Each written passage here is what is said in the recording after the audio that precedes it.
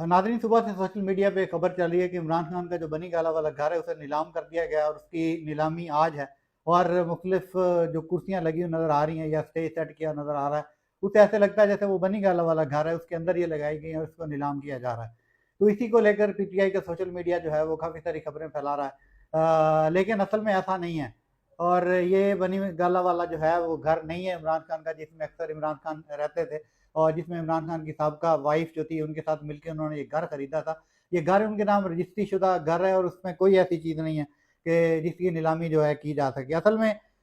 जिस जिस चीज़ की नीलामी की जा रही है वो नैब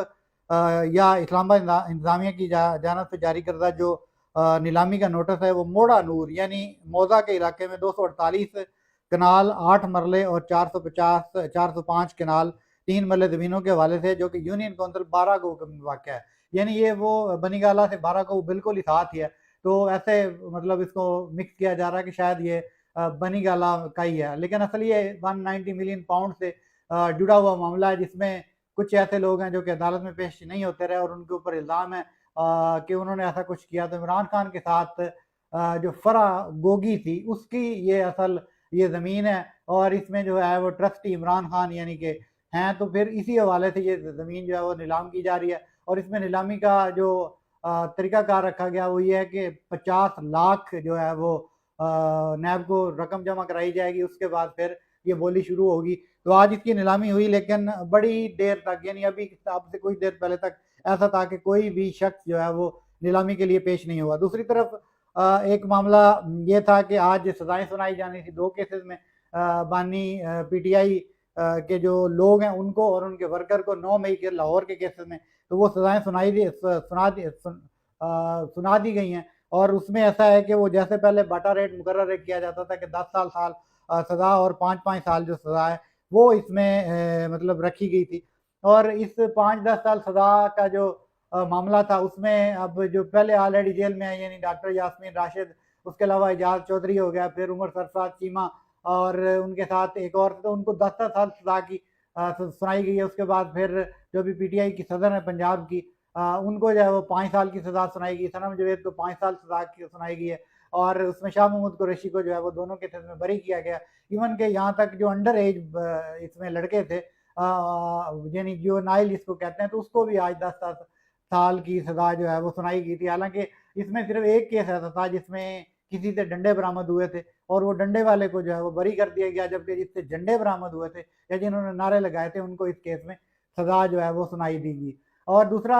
एक और मामला है, एक तो आर्मी चीफ ने जो अमेरिका में खिताब किया उसके बारे में आज आपको तफसील बताएंगे कि किस तरह उन्होंने पाकिस्तान और इंडिया का आपस में एक मुआवना किया और किस तरह इंडिया को ये धमकी दी है और एटम बम के मतलब उन्होंने क्या कहा है। लेकिन इससे पहले एक चीज़ और है कि हम साफ़ी जो हैं वो क्रिटिसाइज कर रहे होते हैं अक्सर अक्सर जो है वो सियासतदानों को और उनके वर्करों को कि ये जो है वो हर्ष बोलते हैं और बेहुदा लैंग्वेज जो है वो इस्तेमाल करते हैं। और इसमें बेशक बिलावल भुट्टो जरदारी हो, उस बेशक नवाज शरीफ हो, उसमें कोई भी हो, तो हम एक्सपोज करते हैं कि इनकी लैंग्वेज जो है वो अच्छी नहीं है। और इसीलिए पीछे पीछे कुछ मामला एक कौमी असम्बली में आया था जब आसफ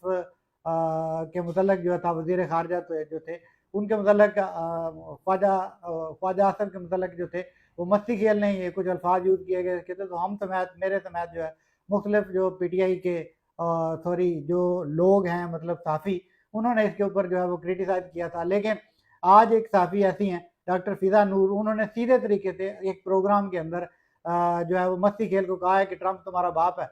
मतलब ट्रंप तुम्हारा अब्बा लगता है। तो इस तरह के गंदे अल्फाज जो थे उन्होंने यूज़ किया। हालांकि मस्ती खेल ने उसको मना भी किया कि आप अपने अल्फाज वापस लें, लेकिन फिर वो इसी चीज़ पर डटी रही और उसके बाद वो प्रोग्राम छोड़ के चले गए और ये क्या के चले गए कि आपका अब्बा होगा। लेकिन उसके बाद फिर वो चीज़ जो कभी टीवी पे चलाई ही नहीं जा सकती, वो चीज़ जिसको हम सुनना पसंद नहीं करते, जिसके ऊपर हमने क्रिटिसाइज किया, उसी चीज़ को लेकर फ़िज़ा अली ने दोबारा वो कौमी असम्बली वाला ट्वीट चलाया जिसमें उठाने की बात की गई थी। तो वो चीज़ें जो हैं वो आजकल ये सोशल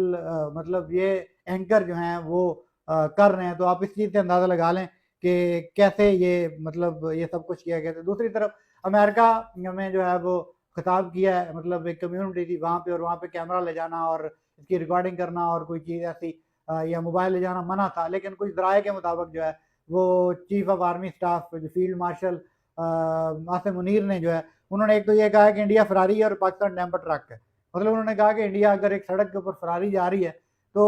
इंडिया वो फरारी है, लेकिन वो ये चीज़ को भूल जाए कि हम वो जो बड़े बड़े पत्थरों वाला जिसमें पत्थर रखे होते हैं डैम्पर में, तो हम वो डैम्पर वाला ट्रक हैं या डैम्पर हैं। तो अगर इंडिया ने कोशिश की ऐसी तो हम वो ट्रक को जो है वो आपकी फरारी के साथ मतलब टकरा देंगे, तो आपकी फरारी नहीं रहेगी। यानी कि उन्होंने जो है वो कहा है कि अगर हमारे पल्ले कुछ नहीं है तो आपके पल्ले भी कुछ नहीं रहने देंगे। तो बिलाशुबा एक वादे अल्फाज में उन्होंने एक अच्छी चीज़ कही है, लेकिन इसको इस अंदाज में कहना और पाकिस्तान को इतना डिग्रेड करना कि मतलब एक फरारी और कहाँ जो है वो डैम्पर, तो ये चीज़ें जो हैं वो ऐसी सूट नहीं करती। उन्होंने इसके अलावा भी जो है वो काफ़ी चीज़ें कही हैं। उन्होंने कहा जी कि कश्मीर जो है कश्मीर की जोग्रल वैन हैसियत पर जोर, उन्होंने कश्मीर को पाकिस्तान की जोग्रल वैन करार दिया और ये कहा है कि ये भारत का अंदरूनी मामला नहीं बल्कि एक नामुकम्मल बैन अवी एजेंडा है, और ये दी इकोनॉमिक टाइम और the Time the New Indian Express, यानी इन्होंने इसको जो है वो रिपोर्ट किया। दूसरी तरफ फील्ड मार्शल ने जो है वो जोहरी धमकी के मुतल्लिक़ कहा है कि उन्होंने कहा कि हम एक एडमी मुल्क है और अगर हमें लगा कि हम ख़त्म हो रहे हैं तो हम भी आधी दुनिया को अपने साथ लेकर जाएंगे, और ये भी मतलब दी इकोनॉमिक टाइम ने जो है वो कहा है, यानी उसमें ये खबर शाया हुई। फिर इंडस वाटर ट्रीटी में पर तनकीद और बंद जो डैम है उसके मतलब उन्होंने कहा है कि इंडस वाटर ट्रीटी के मुतली की सूरत में भारत के किसी भी डैम को हम फिर 10 मिसाइल से फारिग कर देंगे और उसे तबाह कर देंगे। तो ये उन्होंने अल्फाज जो हैं वो इस्तेमाल किए हैं, और एक दफ़ा फिर अमेरिका के पहुंचे हुए हैं। उनकी मुलाकात भी जो है वो डोनाल्ड ट्रंप से मुतवक्का है दूसरी दफ़ा।